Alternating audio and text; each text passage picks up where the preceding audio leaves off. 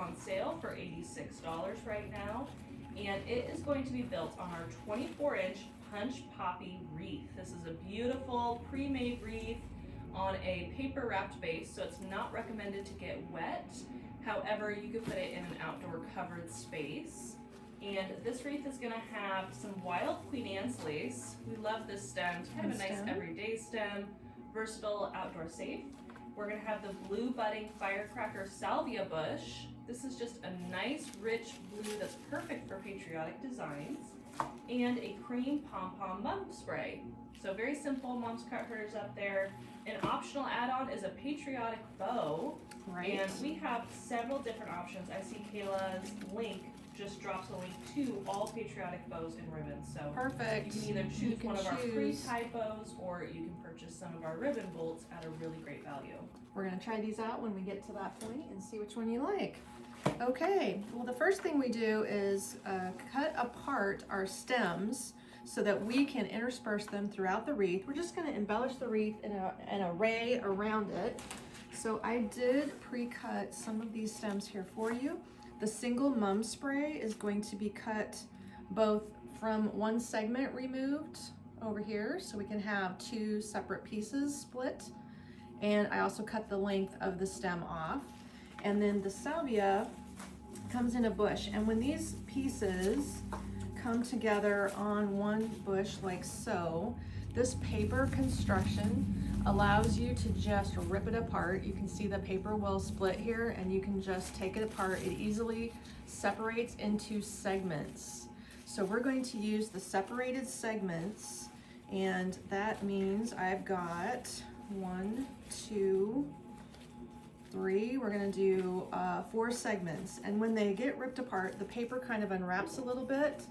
So you can put the 3 blooms together with some optional tape. You might have some floral tape in your stash of DIY items to tidy up the bottom. When you remove them from each other, the tape will unravel.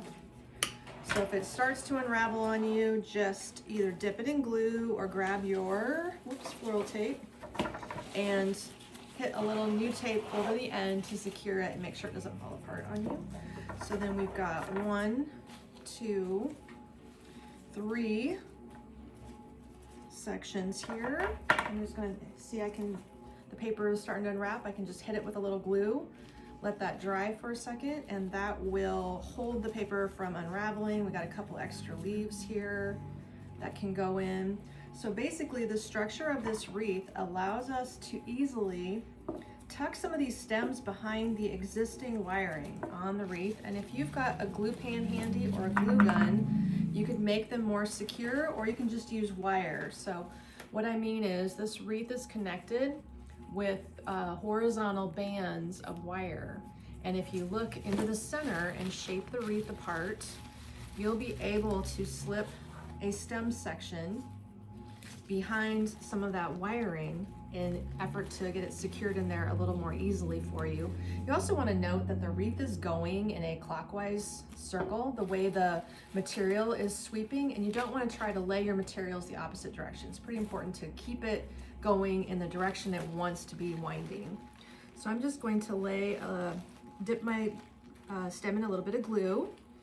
I'm going to lay it behind one of those wires. It's kind of stacking behind this section here. These clusters are just wired across the paper wrapped wreath, so you're gonna find that the stem ends can slip behind the existing wire pretty easily. And you want to to get ahead of the game and not come out uneven, eyeball it, lay it out so you can see that you'll have even placement. I'm gonna start with the blue because the blue is the most critical for getting it in the right position. There we go. We can do some final shaping at the end, but as I'm slipping these pieces in, I'm just starting to get some arranging going. It does lay in there pretty easily. There's just little gaps that I'm finding for the placement. Tucking them in, that dotted glue is going to ensure it doesn't go anywhere. And now we can run back around with our white mini mums. These are only going to go in 2 areas just for a dot of stronger white. And then we'll also have these sections of Queen Anne's lace that I split in half from the main stem. How was this put together? I think they were both just fanning out from the main stem, so I just cut 2 sections off of the Queen Anne's lace, and this one is split in 2 sections also. So we need them, again, to follow the sweep of our wreath and find a little spot to nestle that in there behind the wire, and we'll tuck it in that way. This is going to be, we're starting out easy today. This is going to be an easier one for you. In classic, these colors are so pretty and vibrant, and it's nice indoor or outdoor in a covered area. The blue is a perfect, rich, deep blue for patriotic designing, very true toned. It is kind of hard to find great looking blue flower stems that don't look too Purple. Yes. You don't want them to look too purple. This is a true royal blue, so hopefully the color is coming out correctly on your phone. You can see that. Okay, let's dot in some of this Queen Anne's lace, which I'm going to stagger in between the whites. So the white's ending up here and here. I'm going to go here and here with the Queen Anne's lace. You just eyeball it. You're creating some balance. I don't think it is too tricky to figure out how to get that balanced. And also just worry about maybe arranging at the end so that you get your things in place, and then go back in and wiggle the stems around to get them nicely shaped. That glue is going to help us out, secures everything for you. If you do have anything that just is fighting, if it's fighting with you, you can add a piece of wire over top of an area. If you feel like it didn't slip in securely, or somehow the glue situation isn't holding, over wiring works. And one trick is that, of course, the taped base of this is a green tape wrapped, paper wrapped base. So if I have tape over my wire, using some floral tape to wrap over your wire, you'll get a piece that will hide in your wreath. You won't notice it. You can use unwrapped tape, of course, it'll just be a darker green, but the wrap tape grabs a little bit better and disguises itself in there nicely. Okay, so now you can sort of go back through, get those poppies shaped up, bring some of your greens around. They might have got tucked behind in the process, so you want to lift them up and through. There's many pieces of fern in here, lots of things to shape. As we say, shape, shape, shape.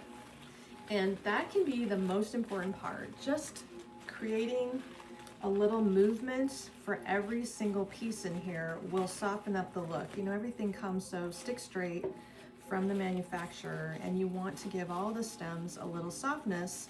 Curves, bends, anything that takes away from the flatness of the design will improve it for you. And then the other thing too is just step back a little bit. Sometimes when you stay right on top of something, you're looking too close, and with high contrast pieces like red and white, from a distance you're going to want to check and make sure your white is nicely balanced and that you're happy where it's coming out. That will be one color. The white in all this dark is going to draw your eye, so you're going to want to like where you place the white.